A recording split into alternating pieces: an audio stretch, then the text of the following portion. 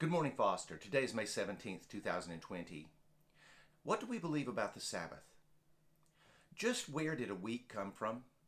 A day is the amount of time it takes the earth to rotate on its axis in orientation to the sun. A month is the amount of time it takes the moon to orbit around the earth.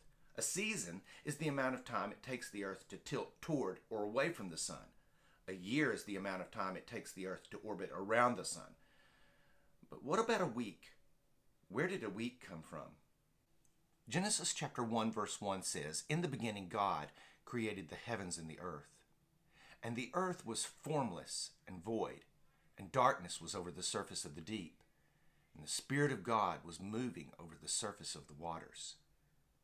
Then in verse 3, God begins shaping the elements that he had previously created. On the first day, he created light and darkness. On the second day, he created atmosphere and water. On the third day, he created land and vegetation. Then on the fourth day, the sun and moon are first seen. On the fifth day, birds and fish were created.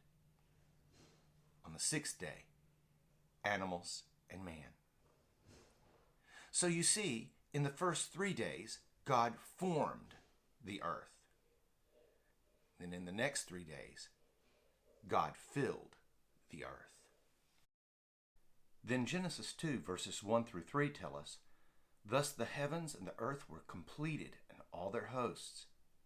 And by the seventh day God completed his work which he had done, and he rested on the seventh day from all his work which he had done. Then God blessed the seventh day and sanctified it, because in it he rested from all his work which God had created and made." So the week comes directly from creation. The only reason we observe a 7-day cycle is because Genesis chapters 1 and 2 tell us that God shaped this earth in 7 days. The Sabbath then becomes a memorial of that creation.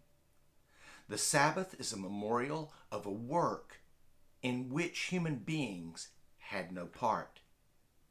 Therefore, the Sabbath is also a shadow pointing down to every work in which human beings have no part.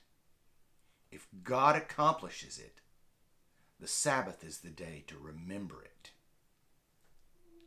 Have a great day, Foster.